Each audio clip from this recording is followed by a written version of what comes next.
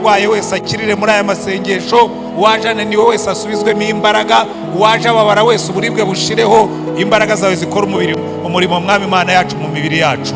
Reka imbaraga zawe Mwuka Wera zigendagende muri iri teraniro. Imbaraga zawe zimanukire gukora ibitangaza. Imbaraga zawe zimanukire gukiza abarwayi. Imbaraga zawe zikomeze kumanukire gukomeza abanyantege nke. Imbaraga zawe zimanukire kugarura ibyiringiro mu mitima y'abayihebye. Mwami Yesu waratubwiye ngo abarushye n'abaremerewe nibaze bagusange urabaruhura. Waba yaje muri iri teraniro aruhijwe n'ibibazo bimurushije imbaraga, aruhijwe n'ubukene, aruhijwe n'ubukode, aruhijwe n'imyenda, aruhijwe n'imanza, aruhijwe n'amakimbirane, reka uyu munsi aruhukire muri wowe, akwikoreza imitwaro yo Mwami Yesu. Ko waravuze ngo munyikoreze imitwaro yanyu kuko nita kuri mwe. Kandi mu izina rya Mwami wacu Yesu Kristo waratubwiye ngo Umwuka Wera naza ngo niwe uzemeza abantu iby'ibyaha n'iby'urubanza n'ibyo gukiranuka. Reka umuntu waba wajemo hano aremerewe n'ibyaha, yaba ari umusinzi, yaba ari umusambanyi, yaba ari umujura, yaba ari umunyamujinya, yaba ari umunyenzangano, yaba ari umuhemu, imbaraga zawe zimanukira aha ngaha ushinje buri muntu, kandi buri wese ave hano ahindutse. Reka imbaraga zawe zimanukire hano, uho mugisha ijambo ryawe, uho mugisha imitima yacu igiye kuryumva, uho mugisha Mwami Imana buri muntu wese uri hano. Tuguhaye icyubahiro, dushyize hejuru izina ryawe, kandi turategetse ngo imyuka y'abadayimoni yose yaba iri aha hantu mu izina rya Mwami wacu Yesu Kristo isohokere muri aya masengesho. Imbaraga zawe ziyirukane, umanukire gukora ibitangaza n'ibimenyetso muri twe, ubwoko bwawe bunezerwe, izina ryawe rishyirwe hejuru. Ngo ni mu izina ryawe dusaba Mwami wacu Yesu Kristo, amen. Amen. Haleluya.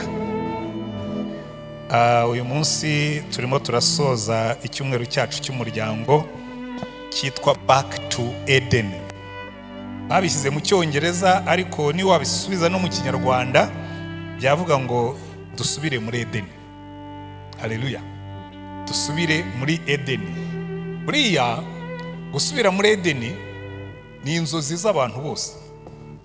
Buriya nimubona ibintu byinshi abantu bakora baba barimo kugerageza gusubira iyo bavuye. Umuntu yibuka aho yavuye, hari naho muri Bibiliya avuga ngo wibuke aho wavuye ukagwa.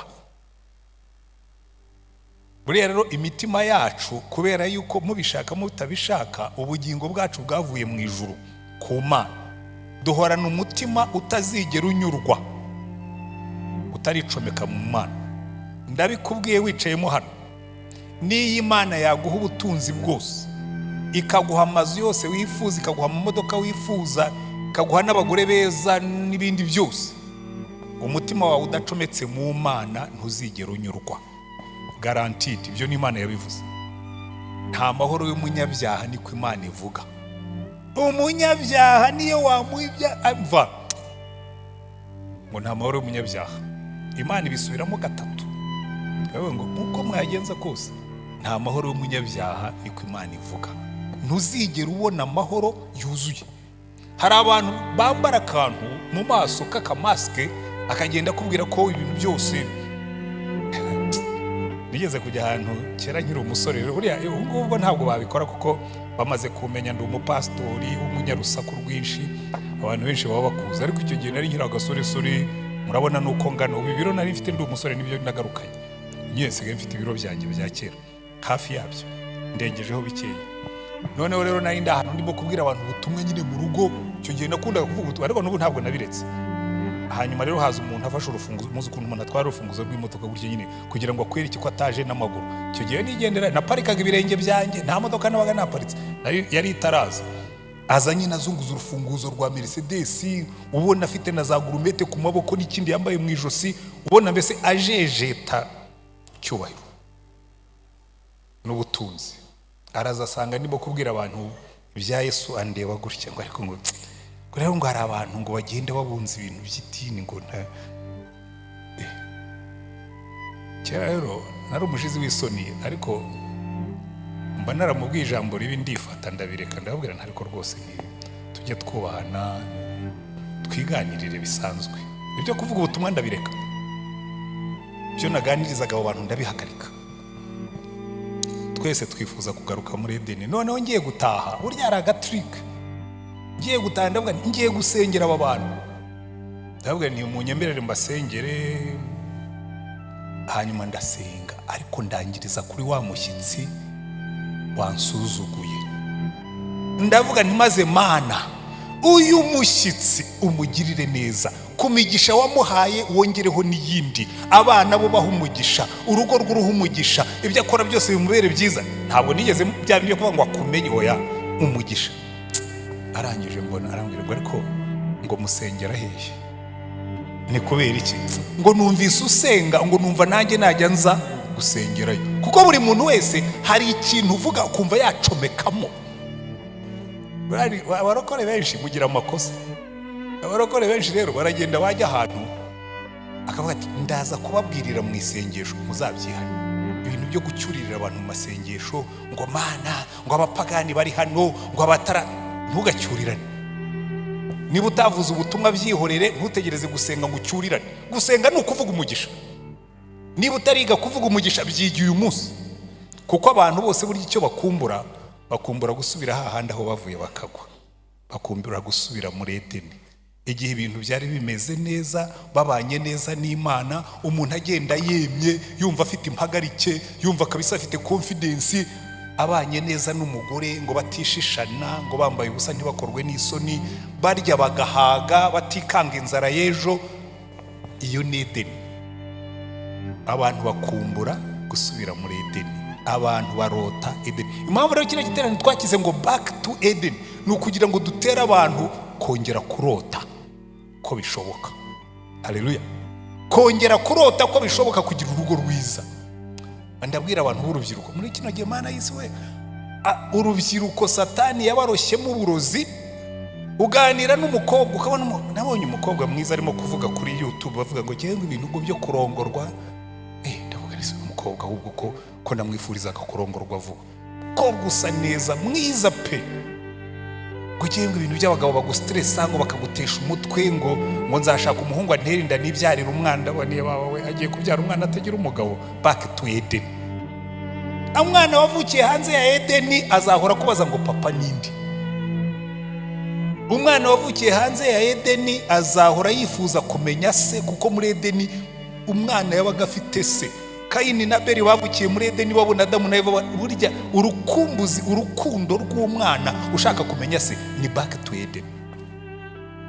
Ntimukabyara abana hanze ya Eden ariko. Haleluya.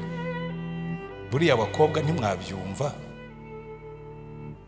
ubundi mukoze ibyo umwami yadutegetse byabatwara iki? Mukajya mubyara abana mwageze muri Edeni, abahungu mugatera inda mwageze muri Edeni. Izo nda mubyara mwarangiza mukihakana abana mwabyaye, mukabyara nk'inzoka, ntabwo ari zo muri Edeni. Abo bana bazakumbura Edeni kandi batazi aho iherereye. Mushatse mwabyandika mukabyumva.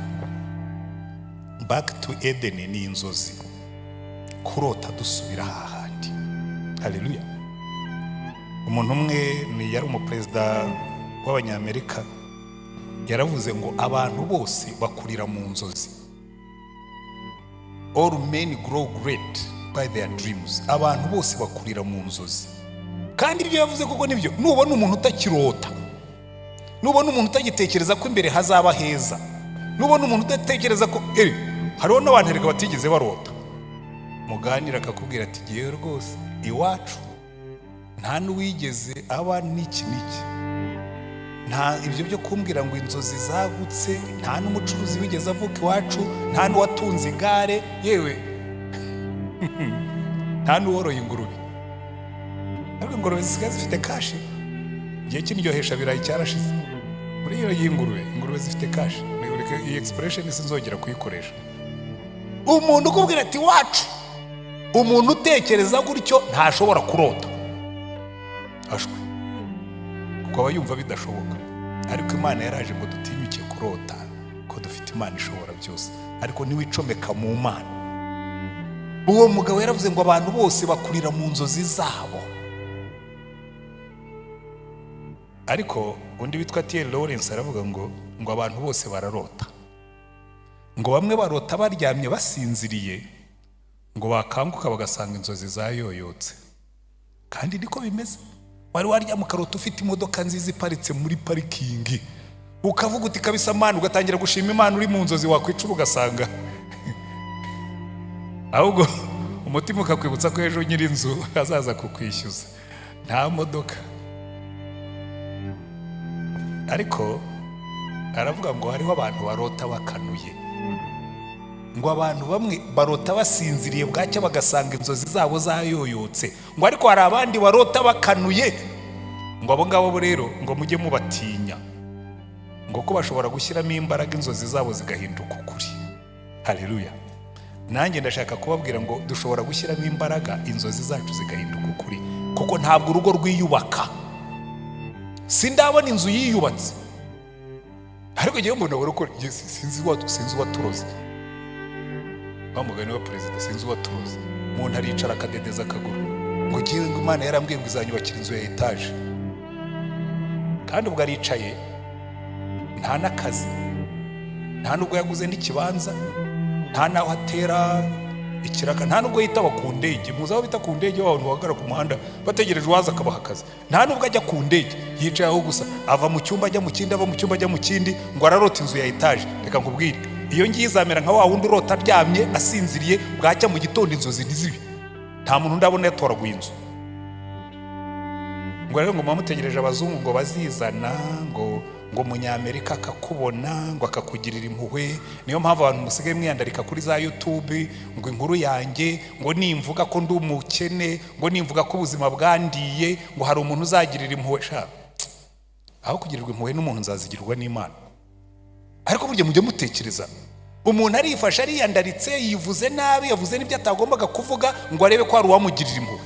Umunsi abana bawe bazakura bakabona waravuze buryo, umunsi abuzukuru bawe ko biriya bitasiba, ubwo ngo washakaga amafaranga, ngo washakaga wakugirira impuhwe. Imana itakugiriye impuhwe nta n'uzazikugirira. Dusubire muri Edeni, turote inzozi zihinduka ukuri. Haleluya. Nahoze mbwira abantu mu Cyongereza, buriya inzozi ni nziza, ariko ibi ntimubifate nk'ubwirasi cyangwa nko kwiyemera, nko kwikomera amashyi. Kera nkiza hano muri 2011, abo twabanye nka Pastor Zedi bo barabizi, ngewe ngira umuco, nagiraga umuco ariko ndimo ndabigabanya kuko ntacyo nyifite sengero uretse ubuzima bwanjye.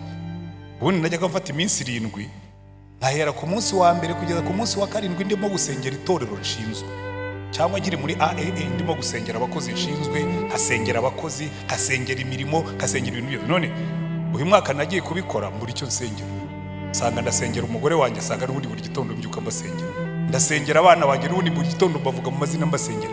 Ndavuga ntiyamaye, uzi ko mbuze ikintu ntacyo, reka mvuge umugisha muri rusange. Ariko burya ikintu kitakuremereye ku mutima ntabwo ugisengera nk'igihe cyari kikuremereye. Ubwo utabyumva nuko atarigera asenga. Burya ibintu bikubase ku mutima biremereye nibyo usengera ukumva urimo guterura ibintu bifatika. Ariko icyo nenda kubagara si icyo, ni inzozi. 2012 nibwo bwa mbere nasengeye hano, tukiri mu rusengero hari haruguru. Noneho bigejeje saa 9 ndasohoka ndagenda, hanyuma nkabona hari haruguru hari amazu.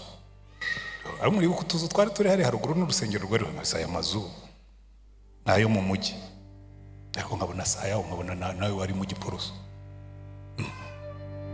Ndongera ndahumiriza, nkumuye amaso mbona nta mazu ahari, nongeye guhumiriza mbona hari amazu, nkumuye amaso mbona ntayahari. Ndabiza ndavuga rero Imana ishobora kuba irimo kumpa inzozi zibizaba. Mwigeze mwumva chairman wa Fathers Union avuga ngo iby'amaso atigeze abona, iby'amatwi atigeze yumva, iby'umutima w'umuntu utigeze utekereza, ngo Imana yabihishiye abayikunda. Unuko Swari datari hano niwe nari gutangaho umugabo kuko naramuhamagaye. Ndabona no Swari inshushanyiriza aya mazu, imwe uyishyire hariya, indi uyishyira aha, indi uyishyire hariya, urusengero rushyira hano hagati turebe ko bijyamo. Arabishushanya. Hanyuma ejo bundi muri 2023 ntembera nigire muri retirement, nsubije amaso nyuma ndebye mu ikaye yanjye ahantu njya nandika ibyo nasengeraga, mbona amazu arahagaze. Ndavuga nti ko bya bintu burya ibyo amatwi atigeze kumva. Mujye mutinyuka mu birode, iyi Imana yabigiyemo muri Edeni birashoboka. Ningo nziza, umuntu wicayemo hano cyangwa urimo kutwumva afite urugo rutagenda, afite urugo rumeze nabi, subiza amaso inyuma uvuge ngo ubwo Imana yigeze kurugira rwiza, he can do it again, ishobora kongera ikabikora. iby'amatwi atigeze yumva. Kuko hari igihe Satani akwihebesha akagushyira mu kagunda akakubwira ngo uyu mugabo ngo niyo wasenga ugakuduka amavi muhebe, uyu mugore umeze kuriya niyo ashwe. Byose birashoboka. Reka turote ko bishoboka gusubira muri Edeni. Reka mbwira urubyiruko ngo birashoboka kubaka ingo nziza, ariko mutangiye kuzirota mutarazubaka. Ntimutegereze kuzazirota mutarazigeramo, mutangire kuzirota mutarazubaka. Haleluya. Icyo nicyo cyitwa back to Eden. Icyumweru twarakirangije twigira ku ntego ivuga ngo urukundo rutava mu masezerano. Nicyo nenda gusorezaho twihuse. Ariko ndagira buriya natangiye kuriya ngo maze mbatera umwete ngo kurota urugo rwiza. N'abazirimo nkatwe tuzifite. Ntabwo nzi uko urugo rubirusa. Umugore wanjye nguyu cyakora wenda afite uko atekereza. Njyewe nta rugo rubi nigeze mbaho. Nkura nasanze mama nta mugabo afite kuko yapfuye mfite imyaka 5. Nakuriye iruhande rwa mama, gashinga iryinyo kurinda gakora tugakora tubaho turakura turiga tuba abagabo. Ubwo ndabwira umupfakazi wicayemo hano ngo hariho Imana yavuze ngo izaba se w'imfubyi, izaba umurengezi w'umupfakazi. Njyewe mbibwira abantu mwebwe ntibirashoboka. Aho uvuye se wagenda aho uzagarukira. Ko waravukiye mu rugo rw'umupfakazi ntibivuga yuko uzaba umutindi w'umukene. Ntabwo bivuga yuko utazagira amahirwe, kuko Imana ikurema yateganyije bizakubeshaho. N'uwicayemo hano ari imfubyi yikure muri uwo mwuka w'upfubyi. Ngo nari kubibigisha ariko siyo nyigisho y'uyu munsi. Hari umunsi Imana yanyihereranye irambwira ngo uzaba imfubyi ugeze ryari. Nakubereye so, naraguhetse ukiri mu nda, naraguhetse ukiri umwana, ndaguhetse uri umusore, nzaguheka imvi zirinde ziburuyenzi. N'ubu njya ngenda mvuga nti ibyo ari byose hari ikintu kimwe nzi, Imana irampetse mu mugongo wayo. Kuko yaravuze ngo nzaguheka imvi zirinde ziburuyenzi. Ikiduhetse ikampeka nyine nkajya numva mama bembereza mwana narira. Kumva Imana irimo kukubembereza nyine, irimo wari wabona umubyeyi arimo ahetse umwana arimo kugira gutya, irimo ikubyinirira. Ariko umuntu utarumva Imana imubyinirira rwose. Uzi ko Satani hari igihe yifata akagira ngo iyo utabizi Satani arakuririmbira, ariko iyo ubizi ubwira Satani ngo iyo ndirimbo yawe rwose sinzayumva, nzajya numva icyo Imana imvugaho. Haleluya. Hari abantu iyo nyihinduye inyigisho nababwira ibintu byinshi mutumvise, iby'amatwi atigeze yumva, iby'amaso atigeze abona. Haleluya. N'iby'umutima wawe utigeze utekereza, ngo Imana yarabiguhishiye abayikunda. Ariko urumva harimo akantu yongeyeho kakangobe ngo yabihishiye abagize bate? Abayikunda. Back to Eden. Hahanda w'Imana yageza kugendera Adamu na Eva ikababaza uko byiriwe, bakayibwira turebe uyu munsi inzovu zari zimeze neza, n'imbogo zari zimeze neza, naho twakoze byari bimeze neza. Ikavuga ngo Yesu ibyo yahishiye abayikunda. Amen. Back to Eden. Ariko mwasubiye muri Eden. Imana ihora ihamagara. Imana yahagaze muri Eden ihamagara Adamu we, shyiramo izina ryawe urihe. Irahamagara. Adamu na Eva barihishe munsi y'igihuru, niho benshi bari babuze amahoro, bibonye bambaye ubusa, bari mu makimbirane. Imana irahamagara, banga kwihana. Ariko dushobora gusubira muri Eden. Ngiye kubereka inzira isubirayo. Haleluya. Hari igihe kera tukiba mu ivugabutumwa rigenda ku mastade, twari dufite inkuru y'umwana w'ikirara twakundaga kwigishaho cyane abantu bo muri AEE. Twaba turi kwigisha ku mwana w'ikirara, bakatubwira ngo wowe uratwara umwana w'ikirara umugeze ku aragiye ingurube. Ukavuga ubuzima bw'umunyabyaha wahagurutse akava ku Mana akagenda akageza ahantu aragira ingurube. Hanyuma uri bwigisha kurikiyeho akamuvana mu nguru akamugarura imuhira, ukarangiza uhamagara bihana. Ngiye kubabwira inzira iva hanze iyo ikagaruka muri Eden. Mumbwire ngo amen. Ariko sinzi ukuntu naramutse uyu munsi ndumva afite ikintu kimeze nk'akanyamuneza. Haleluya. Hari igihe wumva Imana yakunejeje, kumva bakwigumira muri ibyo ngibyo. Twasomye muri Rusi igice cya mbere gusubira muri Edeni. Urabizi uriya Rusi ni igitabo nkunda cyane, ntabwo ari kenshi tukigisha ariko nkunda igitabo cya Rusi, kuko batwereka Nawomi n'umugabo bavuye iwabo i Betelehemu. Ubundi Betelehemu bivuga umudugudu w'umugati. Hari igihe inzara itera mu mudugudu w'umugati, hari igihe inzara itera i Betelehemu, abantu bakava i Betelehemu bakagenda bakajya mu gihugu cy'i Mowabu. Kandi hari i Mowabu Imana yari yarabwiye Abayisiraheli ngo mbabwire, n'Abamowabu uretse no kujya i Mowabu, n'Abamowabu ntibazinjire mu bwoko bwanjye. Ukava i Betelehemu mu mudugudu w'umugati ugahunga inzara ugiye gushakira mu gihugu cy'umuvumo. Niyo mpamvu buriya hari inkuru Yesu yavuze y'umuntu wamanutse i Yerusalemu agiye Yeriko. Burya bavuga ngo umuntu yamanutse i Yerusalemu agiye Yeriko, abantu bagomba kubaza uwo muntu yaragiye hehe? Uva i Yerusalemu mu mudugudu w'umugisha ukagiye Yeriko mu mudugudu w'umuvumo, uvuta i Betelehemu ukajya i Mowabu. Kugira ngo mwumve icyo ndimo gushaka kubabwira, murebe mu Gutegeka kwa kabiri ibice 23 umurongo wa 4. Buriya Abamowabu bari baragize ingorane kubera kuvuka nabi. Abamowabu bari bene Loti, abo yabyaye ku mukobwa we. Abakobwa be baraje, umwana amufata aramubwira ati kiriya kizehe reka tugikubite divayi kimwe gisinde kitubyareho abana. Kuko Loti yinjiye Sodomu nayo yinjira mu bana be. Muri no minsi birakomeye. Loti yinjiye Sodomu na Gomora yinjira mu bana be bahunze bavuye Sodomu na Gomora. Abakobwa bagera mu misozi baravuga ati reka muzehe twabonaga Sodomu na Gomora abagabo basambana n'abakobwa babo, reka muzehe tumuhe divayi asinde tumwibagizeho ko atagomba gukora ibyo bintu. Urumva Loti yari umuntu w'Imana, na Bibiliya imutangira ubuhamya, ariko abakobwa ba Loti bari abapagani batinyuka gusambana na se. Ariko kuko bari bazi ko se atari bubikunda ari muzima, baramunywesha, anywa inzoga arasinda, umukuru aragenda aryamana nawe amutera inda, baramupimiraga nyine. Hari abakobwa aho mujye mwitonda, hari abakobwa bakubarira akavuga ati iyi periode nituryamana irajyamo tu.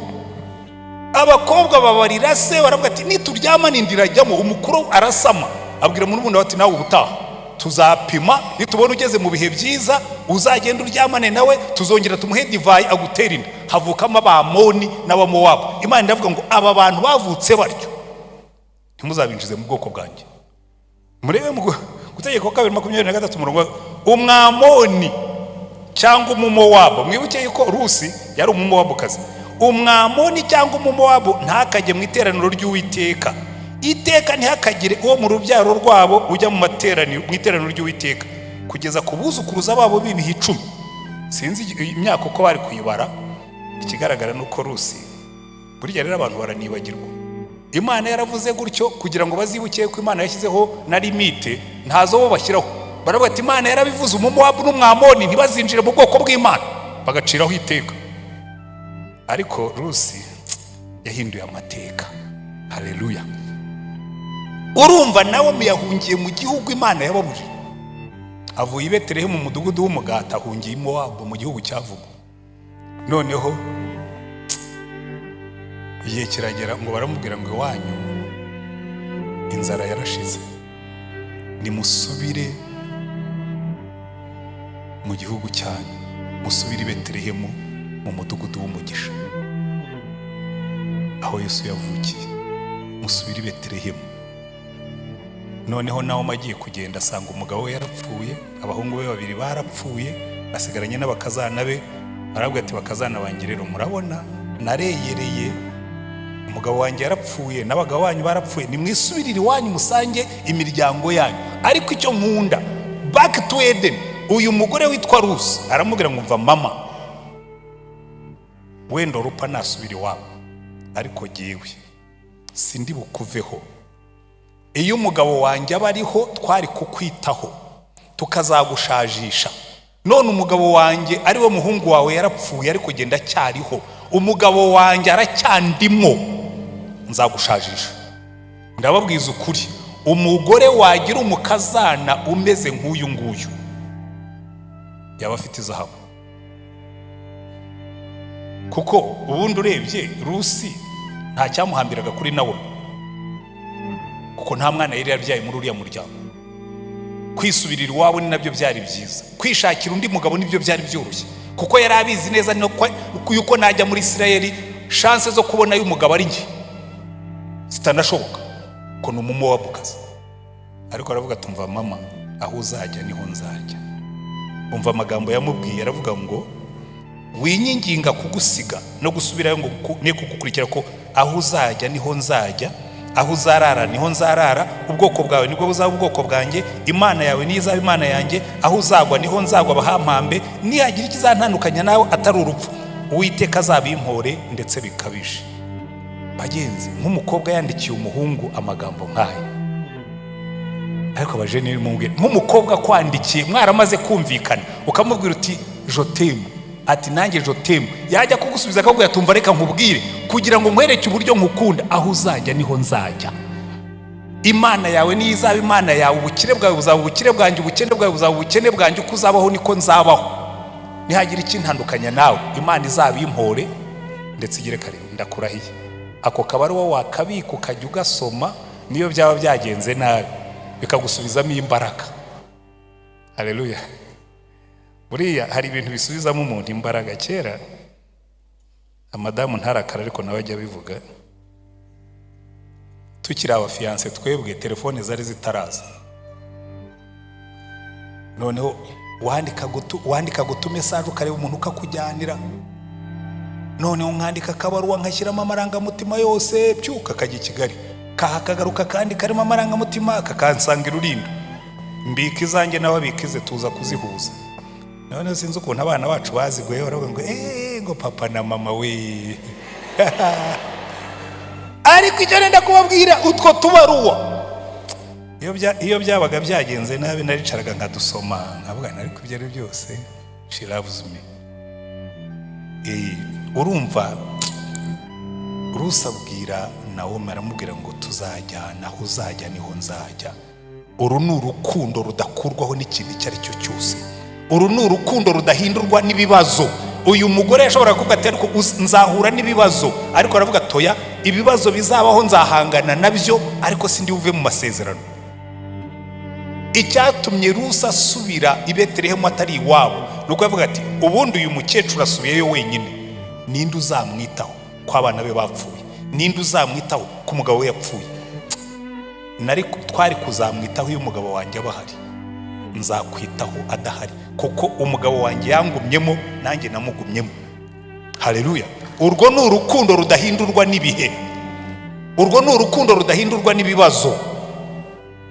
Nkunda kubwira abantu, yewe narongoye ku itariki ya 18 z'ukwezi kwa 8 muri 1990, tugura impeta twaziguze mu ntuza ya Gihinda Muyaga, wacuruzagayo yaratubwiye ngo izi mpeta ni zahabu, iyo madamu yambaye sinzi ariko niyo, uko bigeze no kuyimwambura abajura avuga ati nimumbabarire mutware ibindi, ariko iyi mpeta ya mariage muyisubiza. Umujura w'inyangamugayo, hari abajura b'abana beza, atwara izindi zose yarayimusubiza.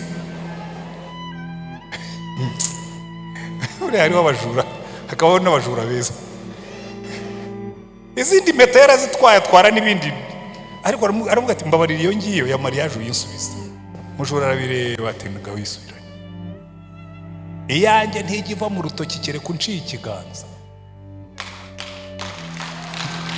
Ndenda kubabwira ikintu kimwe mpora nkisubiramo, njya mbona iyo umuntu yapfuye ngo n'impeta bayikuramo ngo madamu akayisigarana.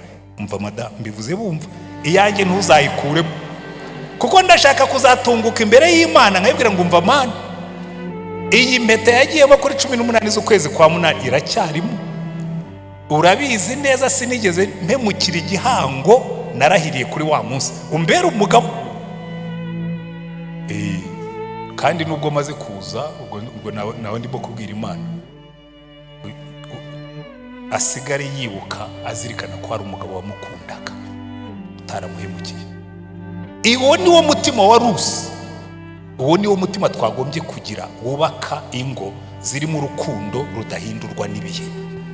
Mwambwiye ngo amen. Ariko nyamara agiye ndumva ndimo gufashwa, kereka mwebwe. Ariko reka turebe ni iki gituma ibyo bishoboka. Yesu yaduhaye amahame atuma ibyo bishoboka. Buriya Yesu nawe yahuraga n'ibibazo koko, abantu bakaza bataje kwiga, baje kumutega imitego. Umunsi umwe rero abafarisayo barifata baravuga turiya mugabo turamutegesha ikibazo gikomeye. Baraza baramusanga baravuga ati ko tubwire ko harawigisha kwigira bamenya mu bintu by'Imana n'amategeko, ubundi Imana itwemerera gusenda abagore? Kuko mwumva ko bamubajije, baza aho ari baramugerageza baramubaza bati mbese amategeko yemera ko umuntu asenda umugore we amuhora ikintu cyose? For any reason. Umugore we aburyo abantu benshi batandukana kubera impamvu zibonetse zose. Noneho arababwira ngo ntimwari mwasoma yuko yaremye umugabo n'umugore, ikababwira iti nicyo gituma umuntu azasiga se na nyina akabana n'umugore w'akaramata, bombi bakaba umubiri umwe, bituma batakiri babiri ahubwo babaye umubiri umwe. Icyo Imana yateranije hamwe umuntu ntakagitandukanye. Baramubaza bati niba ari uko niki cyatumye Mose ategeka ko umugabo aho umugore urwandiko rwo kumusenda ngo abone uko bamwirukana? Arabasubiza ati Mose yabemereye gusenda abagore banyu kuko imitima yanyu inangiye, ariko uhereye imbere na mbere hose ntibyari bimeze bityo. Ariko ndababwira yuko umuntu wese uzasenda umugore we atamuhora gusambana, akarongora undi azaba asambanye, kandi ucyura uwasenzwe nawe abasambanye. Abigishwa baravuga ati niba iby'abagabo n'abagore ari byo rero byo komatana, ataya ibyo bintu birakomeye. Hari Pastor Zed twicaye yavuze ati hari amagambo abantu basoma akaba aribwo abantu bayumva. Nawe arababwira ati abantu bose ntibabasha kwemera iryo jambo. Ntabwo ari abantu bose babasha kwemera yuko utagomba gutandukana n'umugore kubera impamvu zibonetse zose. Cyakora n'abashyizemo akantu, aravuga ngo uzatandukana n'umugore atamuhoye gusambana. Bivuga ngo abiha gusambana ubwo muba murimo gukingura umuryango ko bishobora gusambuka. Ariko ibyo singiye kubyigishaho, singiye kudohorera abasenda abagore kubera ko basambana. Ariko reka mbwira abagore bari hano, ngewe icyo Yesu yavuze ndakizi ndacyumva. Hari ibintu bidasangirwa cyane cyane ku bagabo, ahubwo abagore muri hangana. Ariko umugabo agufasha akagufatira mu cyuho urimo gusambana, umva abagabo bari hano babyihanganira. Ndabizi muri abagabo, ntimumbeshye. Aha, uretse ubuntu bw'Imana, umugabo afashe umugore asambana akavuga ngo ntacyo bitwaye, ngo ntajya nabimucyurira. Abagore barihangana bo ndabizi kubera ko rwose. Ariko abagabo twebwe, kuko abagore burya ikibazo bagira murakizi. Muzitegereze nta hantu hamwe Imana yabwiye abagore ngo mukunde abagabo banyu. Abagore barakunda, niyo bamukubise arakunda, niyo bamuhemukiye arakunda, niyo bamuciye inyuma arakunda, kuko biri muri genetics z'abagore gukunda. Ngewe nge ntangarira ubugoryi bw'abagabo. Uzi ko umugabo yifataga kubita umugore urushye, yarangiza akajya mu gikoni akamuzanira ibiryo akabirya. Abagore muri beza, ngewe ndabatangarira. Ukaba wakubise umugabo urushye akakuzanira ibiryo, ndakurahiye. Umugabo wamukubise urushye, hanyuma yarangiza akajya mu gikoni akakuzanira ibiryo, yatambitse se akagusiga. Ariko si icyo ndimo kwigishaho. Yesu arababwira ngo hari amahame 4 agomba kuranga urugo rushaka kugumana uko byagenda kose. Abasubirira inyuma muri Edeni, arababwira ati muri Edeni Imana irema umugabo n'umugore, ibintu 4 tugomba kwitaho. Aravuga ngo mbere na mbere Imana yabaremye umugabo n'umugore, mu ishusho yabo niko yabaremye, umugabo n'umugore niko yabaremye. Iki kintu cyitwa agaciro kangana. Niba mushaka kuzagira urukundo rurama, niba mushaka kuzagira urukundo rugumaho, niba mushaka kuzagira urukundo rudacuya, niba mushaka kuzagira urukundo rutagajuka, umugabo wawe ujye umuha agaciro wamuhaye cyagiye mukundana, azagasazanira. Mpamvu naberetse iyi mpeta, agaciro kaza habira gasazana. Ubu niyo bampamba nyuma y'imyaka 1000 twese twaribagiranye, hakaza umuntu agacukura akagwa kuri serike yangiye impeta ikiriho, yayitwara agasanga itarigeze icuya kuko ni zahabu. Zahabu ntibora, zahabu nticuya. Nirwo rukundo tugomba kugira. Kubera iki? Kubera agaciro k'uwo mwashakanye. Umuntu wicara agapfobya umugabo we, umugore yigeze kwicara mu biro byanjye apfobya umugabo, ndamureba ndamubwira uratinyuka uri imbere ya pastori, yaramurebye arambwira ngo nyumvira vuremo. Nta nubwo yavuze amagambo ngo nyumvira pastor, ngo nyumvira. Ndamubwira ni nkumvire, ntabwo ndakumvise. Niba utinyuka gusuzugura umugabo wawe hari undi muntu, ubiyo muri we mwenyine hacura iki? Ntabwo uzahindura umuntu kubera ko wamusuzuguye. Niba ushaka guhindura umuntu muha agaciro, umubwire neza, amagambo yawe yavanyemo ubumara bw'umujinya. Umugabo akicara akabwira ngo nta nama y'umugore. Nta nama y'umugore wamushakiraga iki se? Kureka ngo abagore ngo iyo batangiye kumenya ibyawe ngo baragutondagira, none se wamurongoye ngo hari imitekerereze ya hariya mu isi tugomba guhindura kuko itavuye muri Edeni, yavuye hanze ya Edeni. Agaciro nicyo yose yabanje kubwira ngo mwibuke ko mwitangiriro Imana yaremye umugabo n'umugore banganya agaciro. Number 2, arababwira ngo kandi iryo ryitwa ihame ry'agaciro. Arababwira ngo kandi Imana yaravuze ngo umugabo azasiga se na nyina abane n'umugore we. Iyo ni principe yitwa guhinduka, gusiga. Twese tugira aho tuvukira, tugira aho dukurira, ariko abantu benshi impamvu bagira ingo zihindagurika, zitagira urukundo rugumaho. Umuntu aragenda akagenda mu kintu cy'ikigare cy'abasore. Umva reka mbwira abagabo murimo hano, mukigenda mu bigare by'abasore, cyane cyane ruriya rubyiruko abarongoye vuba. Umva abarongoye vuba ariko mwampepeye abamaze nk'umwaka murongoye 2 mu mpepere turebaho muri. Kandi niba ari butinyuke kumpepera kandi bazaza hano gushima Imana mpari, nzabakoze isoni. Mujye mu mpepera ariko mutinyuke kwemera ko mwarongoye. Reka mbabwire ikintu kimwe, ibigare byose wagendagamo by'abajama, amaniga yawe yose yaba y'abahungu n'abakobwa, wevu bye bye. Kuko ikintu cyitwa aba ex, abagabo mufite ibintu byitwa ex, ngo mu ex we ngo barandikirana, umu ex wandikirana na ex gute kuri umugabo? Wandikirana na ex ute uri umugore? Va mu gakungu. Imana yaravuze ngo umugabo azasiga se na nyina ajye kubana n'umugore wa karamata, muve mu bigare. Iyo ni principe yo gusiga. Ingo nyinshi zisenywe n'ibigare. Umugabo aragenda akagendana n'abagabo wenda n'abacuruzi cyangwa n'abantu bahuje umwuga, bahuje umurimo. Ugasanga uragenda mu kigare cy'abantu ngo nuko ari abakolege ariko bafite ingeso mbi. Ugatangira ukajya wabaza umuntu rwose ibyo kucyuta bivamo ngo abakolege banjye babigenderamo, baramaze. Imana yaravuze ngo uzasiga so na nyoko, mu yandi magambo uzasiga n'ibyo bigare. Niba batarimo gusubira muri Edeni basige bakomeze bagende, wowe utahe muri Edeni yiwawe. Aro nyamara niba mwabyumvaga, ikimbabaza nuko umuntu abwira abandi ibintu, bamwe baricaye murimo murapinga, abandi murimo murahinyura, kandi murabizi. Umuntu umwe yaravuze ngo buriya imitekerereze y'umuntu ishobora gufata ijuru ikarihindura umuriro, nkuko ishobora gufata umuriro ikawuhindura ijuru. Biri mu gitabo cyitwa T.S. Eliot, Paradise Lost. Ni Satani wari urimo kuvuga, arimo kuvuga ngo izuba, abwira izuba ngo zuba nanga imirasire yawe kuko inyibutsa uko nasaga kera, ngo kuko nibuka aho navuye nkanga urumuri rwawe. Hari abantu rero utangiye kubabwira ibyiza bakurakarira nk'ibyo ngibyo bya Satani abwira izuba, kuko yibuka ko kera yarabagiranaga kurusha izuba. Yabona izuba rirabagirana akavuga ngo zuba nanga imirasire yawe. Abize literature muzasubire muri T.S. Eliot, Paradise Lost, muzabibonamo uwo murongo.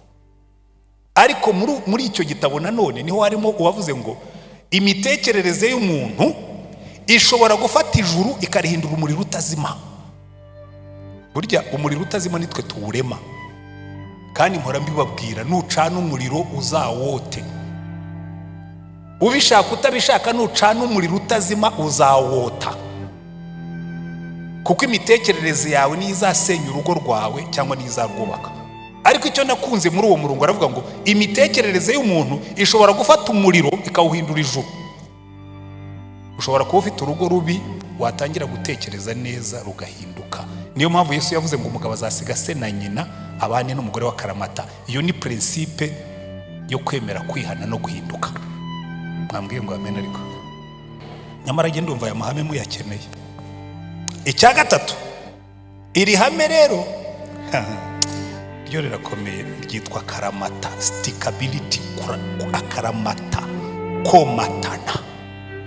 Nakunze ukuntu Rusi yabwiye nyirabukwe, yaramubwiye ngo aramusubiza ati winyinginga kugusiga no gusubirayo ngo kugukurikira ko aho uzajya ariho nzajya kandi aho uzarara ariho nzarara, ubwoko bwawe buzaba ubwoko bwanjye, Imana yawe n'izaba Imana yanjye, aho uzagwa niho nzagwa, bahampambe ntihagira ikintandukanye nawe atari urupfu, Uwiteka azabimpore.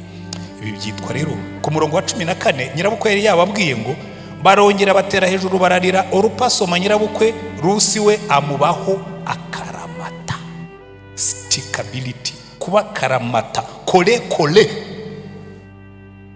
komatana n'umuntu ukavuga ngo ya nzakubaho akaramata. Niyo mpamvu ugiye yimpeta nayishyizemo hano ntivamo, niyo ngiye kuryama ibirimo, niyo ngiye guterura ibiremereye ibirimo, niyo nabyibushye igumamo. Arababwira ngo narabyibushye. Burya rero iyo wabyibushye ukayirekeramo ikurya iminsi mikeya, uruhu rwagera rukavuga ngo ya iyi mpeta ntabwo izanjye, ngiye kuyadabuta, hanyuma ikagumamo. Kuko burya niko umubiri w'umuntu ukora, ikagumamo. Ngewe yanjye igumamo, niyo ndimo gukaraba nayo irakaraba, niyo ndimo kurya nayo irarya ibirimo, niyo ngiye kuryama igumamo, kugira ngo nisinzira Satani naza kandeba imubwire ngo Satani, uyu mugabo yararahiye ngo ni akaramata. Akaramata. Niyo mpamvu nababwiye ngo ninapfa muzanyibukirize madamu mpora nsenga Imana ngo arye uzabanza, ngo yarakubwiye ngo iyi mpeta azatunguke imbere ya Yesu ayifite ku rutoki as a testimony. Abazitaye muzajye gukoresha izindi ziruseho, tuzisabira umugisha, ariko ujye ugenda na Satani abimenye, n'aba ex babimenye, n'abakubonye babimenye ngo uyu muntu iyi nzu yarafashwe. Ubwo batari hano muri 94 ntabwo bazi ibyo mvuze. Akaramata. Icya kane Yesu yabahaye, yarababwiye ngo kandi umuntu azasiga se na nyina abumwe n'umugore we. Iki kero nkita gushongera mu mugore wawe nawe akagushongera muri wowe, ku buryo mujya mwumva abantu bakubwira ngo ariko ngukana ko asigaye asa n'umugore we, ashongeramo. Mushobora kwicara wareba umuntu akamenya icyo uvuze kuko wamushongeyemo mukabumwe. Hari abantu rero buri hari ihame rikomeye cyane, aya mahame yose mbabwiye ntashobora gukora ariya ya mbere atabayeho. Ntabwo ushobora gufata abantu babiri bajya ahantu hatandukanye ngo babakaramata. Ntabwo ushobora gufata abantu babiri batandukanye ngo binjiranemo. Kera nyiri umuseribateri nuzuye n'abakobwa benshi uretse ko tutagiranye ubu banire mibi, nta mwana nabyaye hanze Rutayisire mwene Karasira ashwira nakirijwe ayo marorerwa ntarayakora, ariko nuzuye n'abantu. Hari abo twakoranaga, hari n'abandi nanjye nagiraga imishinga cyangwa bakangira imishinga. Noneho umwe rero yari yarangiza umushinga, kuko nanjye nari mfite abandi nagize umushinga ariko tutabanye, uwo twabanye muramuzinguriye. Noneho rero aza kumbaza kuko yabonaga nta ntambwe ntera, kandi we yateye nyinshi. Atari ko buriya ntushobora kubana n'umukobwa udakizwa nashwe. Ati se kubera iki? Ntiyavamo umugore mwiza. Yavamo umugore mwiza ariko utari umuhungu umeze nkanjye. Ati se kubera iki? Urumva umukobwa urimo kureba hariya mwisi, nanjye ndimo kureba hariya mu ijuru, ntabwo dushobora kugendana ngo bikunde. Twahora dukururana. Tuzabyuka mu gitondo ushaka kujya mu giterane, wowe ushaka kujya kubyina. Ugiye kubyina ubabaye, nanjye njye mu giterane mbabaye, twahora mu gahinda. Tuzicara nitubona amafaranga, numve ndiwe yatangiyeho icya10, wewe wumve uri uyaguremo igikwembe cyangwa uri uyagure inkweto.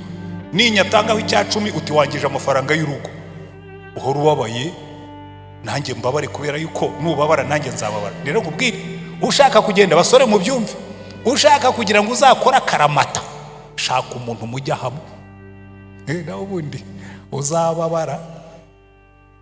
Muzaza umwe yajya ngo tuwashaka nyamenyo, bati ndababwira ngo niyo waba warakuca amenyo nkanje, umunsi wo guhekenya amenyo Imana izakuremera yawe yo guhekenya, kuko bazahekenya. Ndenda kubabwira nanjye, nutangira kugenda uko Imana itavuze uzahekenya amenyo, kuko abantu babiri batajya hamwe ntibashobora kugendana.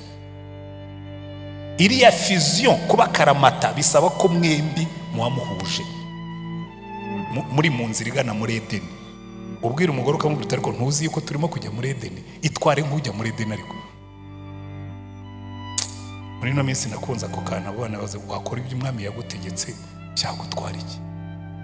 Twisubirire tubikore nk'uko yabitubwiye, dusubire muri Edeni. Finally reka mbere cyuko bigenda, hanyuma nsoze kugira ngo bizakunde. Muri Imana nta kitatubwiye ndabarahiye, kugira ngo bizakunde hari urugamba tugomba kurwana, kuko Satani aradushaka. Satani yinjiye muri Edeni abwira Eva muri icyo gitabo cyitwa Paradise Lost. Satani aravuga ati umva umunezero w'abari abantu untera umujinya. Yinjira muri Edeni abwira Eva, aramubwira ati Eva, ruriya rubuto bababuje kurya nirwo ruzabahesha amahirwe. Mwari mwumva ko iyo mvugo n'uno munsi itavuyeho. Umugabo arongora umugore mwiza pe, kuko abanyarwanda bacaga umugani ngo ubwiza bw'umukobwa ngo ntabwo bwamubujije kuruha. Akarongora umugore mwiza. Mpora mbibabwira hano, hari abagore baza muri counseling cyangwa bajyaga baza, ariko n'ubu ndababona nubwo batangana nk'abazaga kera kuko singifite biro hano. Noneho namureba ukuntu asa nkavuga Imana y'isi n'ijuru, umbabarire atabaje kumbwira ko umugabo amuca inyuma. Yamara gutuza, pastor se bite umugabo wanjye, umugabo wawe aguca inyuma. Umugore usa gutya bamuca inyuma bakajya gushaka umeze gute.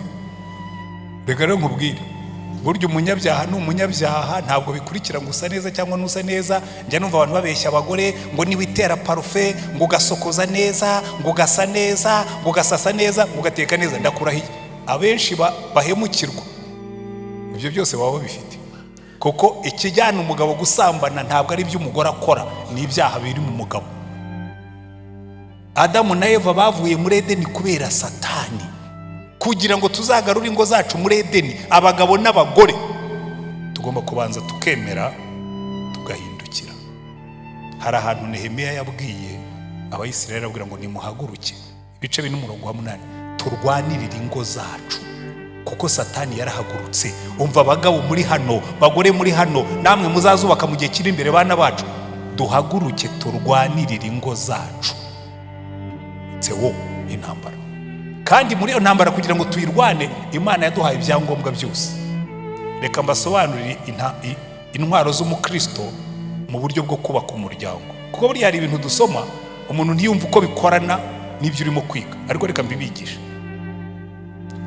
Icya mbere, Paulo yandikira Abefeso ibice 6 kuva ku murongo wa 14, arababwira ngo umurongo wa 10 arababwira ngo mutware intwaro zose z'Imana mushobore guhagarara mudatsinzwe ku munsi mubi. Haleluya. Ku munsi mubi, kuko iminsi mibi mbabwiza ukuri ingo zose zirageragezwa. Yesu yarigishije abwira abantu, arabwira ngo abantu babiri barubatse, umwe yubaka ku mucanga undi yubaka ku rutare, ngo ariko igihe kiragera imvura iragwa, imivu iratemba, imiyaga irahuha, byikubita kuri izo nzu zombi common denominator. Imiraba izaza, imivu izatemba, imvura izagwa, imiyaga izahuha, bizikubita kuri izo nzu zombi. Uzakubeshya ngo ntabwo imvura izaza iwacu, uzamubwira utubwongo we niba bitaraza bawiteguye bizaza. Umugana abajene bazanye muri no minsi ngo niba isi itaraguteka ngo ntugire ngo yarakwibagiwe ngo iracyashaka ibirungo. Satani niba atarakugerageza ubwo arimo arashaka ibirungo. Ariko reka mbabwire, muzamubwire ngo Satani nushaka ushake byinshi, ugure n'amakara, wenda wongereho na resho electrique n'iza gazi, uzasanga nambaye agakiza nk'ingofero. Haleluya. Ngo mwambara agakiza nk'ingofero, bivuga ngo muhindure icyo agakiza kadukoraho imitekerereze yacu, utekereze nk'umwana w'Imana. Hari ibintu tutagomba gukora kubera abo turi bo. Niba warakiriye Yesu nk'umucunguzi n'umwami, hari ibintu utagomba gutekereza, ibyo kurwana, ibyo gukubitana, ibyo gusuzugurana, ibyo kwangana. Ujye uvuga ngo hari ibintu ntatekereza kubera uwo ndiwe. Jewe ndi umwana w'Imana. Ibyo rwose niba munabitekereza, jewe sinshobora kubitekereza, ntibishobora no guca mu bwonko. Bazavuga kuri intagondwa, wabwira utundi se wagize ngo ndiki. Uzi iyo wambaye icyuma gikingira umutwe ugakubitaho n'igikingira igituza, uhita uw'intagondwa kadahumeka. kagenda umeze gutya nyine bakabona warakuragangaraye. Ndagangaraye kuko nambaye ingofero y'agakiza, nkubitaho icyuma gikingira igituza cyitwa gukiranuka. Bivuga iki? ngo mu mutwe wawe jya utekereza ibitekerezo by'abana b'Imana, mu mutima wawe ubikemo gukiranuka, kuko biratubwira ngo murinde imitima yanyu kuruta ibindi byose birindwa, kuko iby'ubugingo byose niho biva. Umuntu aricara, umuntu yakubwiye ijambo ribi nk'iryo Satani yabwiye Eva, atari ko we ati wasate mbata, ubwo arimo arabwira Winnie, ariko buriya Moses ajya kubwira ukuntu uri mwiza.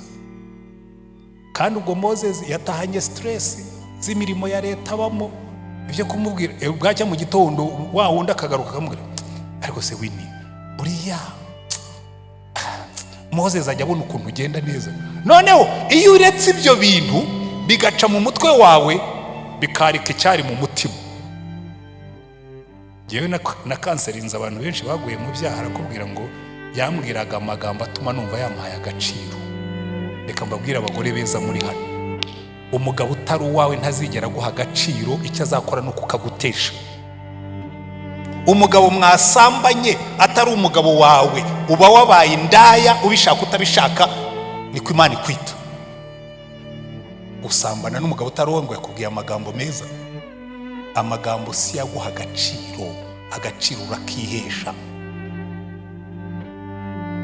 Mwambare gukiranuka nk'icyuma gikingira igituza, ariko bive hehe? mu gakiza nk'ingofero. Icya gatatu aratubwira ngo mukenyere umukandara w'ukuri. Ingo zubakwa no kugendera mu kuri.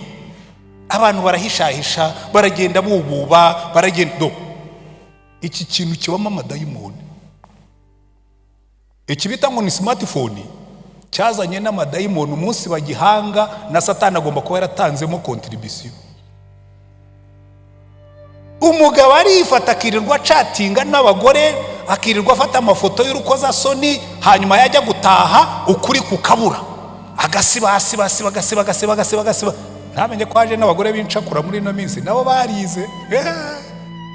Umugabo umwe ngo telefone yafunguzwaga bya bindi mukora ngo ni biki, ngo ni finger what, gushyiramo urutoki, ngo nibyo byafunguraga telefone ye.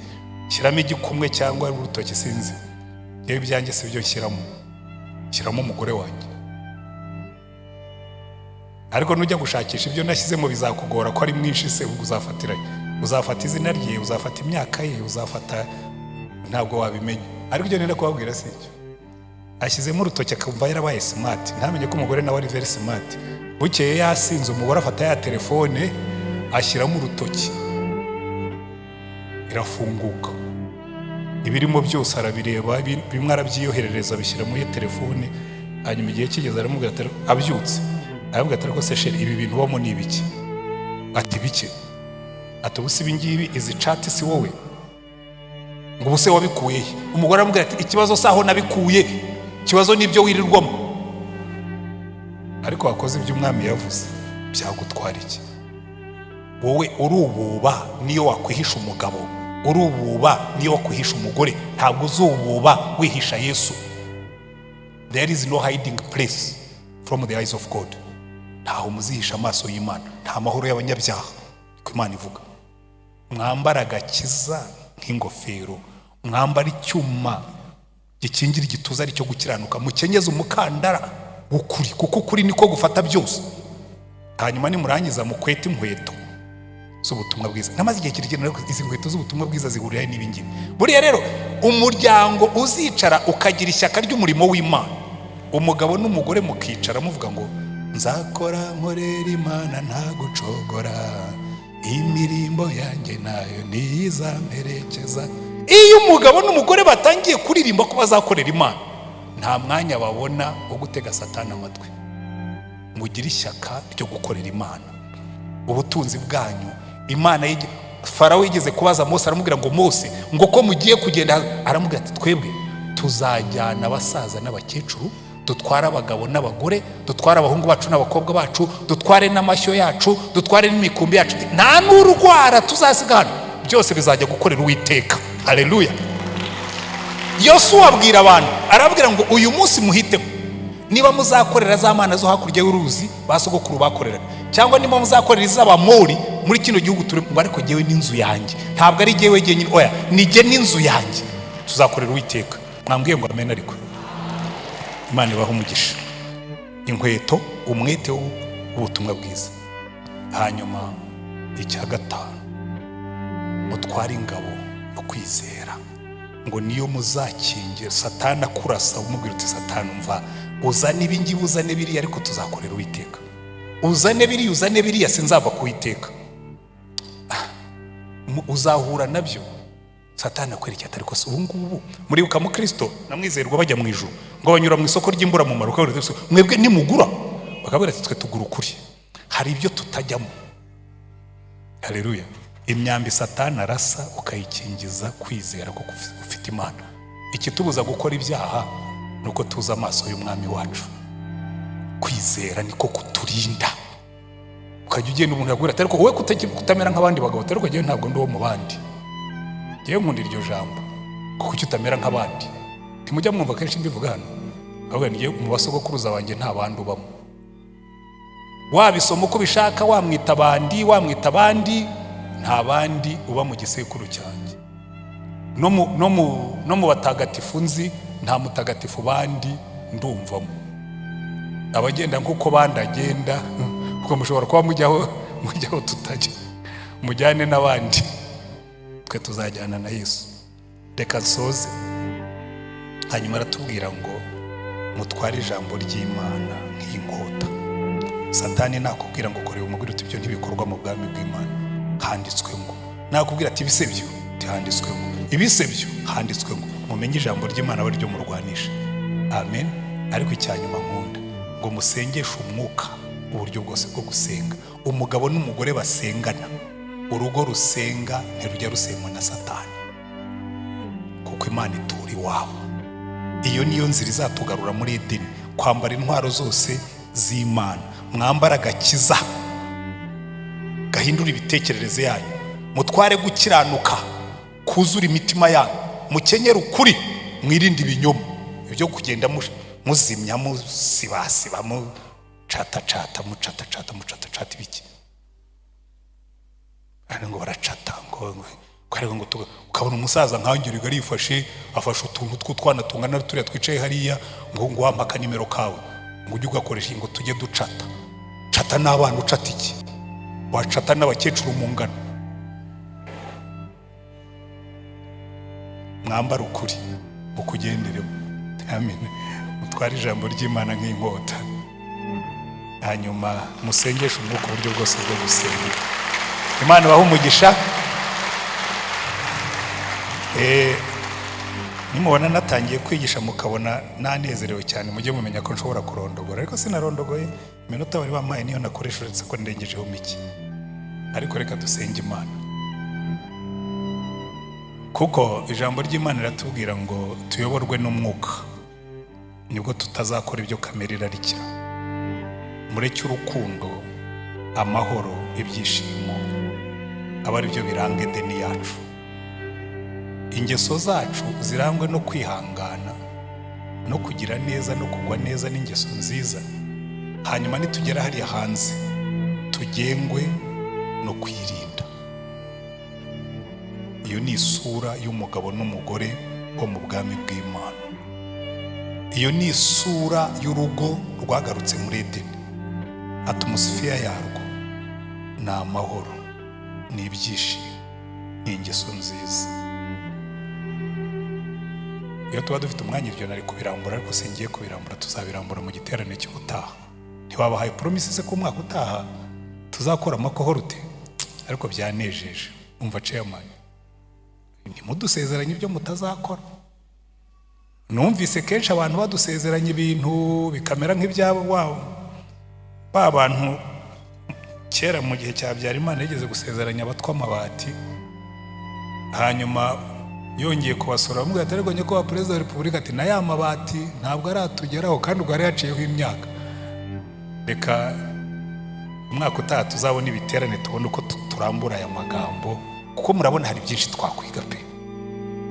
Ariko nanjye nongere nshimire ubuyobozi bwa paruwase, nongere nshimire fadazi na madazi, nongere nshimire abakristo, kubera yuko mbizi neza umwaka utaha noneho muzitabira birenze uko mwitabiriye uyu mwaka, cyane cyane mu makohorti. Imana ibahe umugisha. Dusenga Imana. Ariko niba wicayemo hano ukaba wumvise umwuka w'Imana gukomanga akakubwira toya, hari ibintu bigomba guhinduka, hari ibintu ugomba guhindura, hari uburyo ugomba kugenda, ungirire neza uzamura ikiganza ubwira Imana ngo Mana rwose nabyumvise kandi hari ibigiye guhinduka. Dusenge. Turagushimye Mana yacu, Mwami Yesu waduhaye amahame azatuma twubaka ingo nziza, utwibutsa agaciro kacu n'agaciro kabo twashakanye, utwibutsa ko tugomba guhinduka tukava mu byo twahozemo kugira ngo dushobore kubaka ingo nziza, utwibutsa uko tugomba kugenda tukabakaramata n'abo twashakanye no matter what, utwibutsa ko tugomba kuba umwe. Udufashe abakiri batoya ubategurire kugira ngo bazubake izo ngo twebwe twazigezemo, udusubize muri Edeni. Ikiganza cyawe kiduherekeze, imbaraga zawe zize, imbaraga z'umwuka zidukoreshe, imbuto z'umwuka warizo zituranga. Uhabwe icyubahiro, ubwoko bwawe duhabwe umugisha, mu izina rya Mwami wacu Yesu Kristo, amen.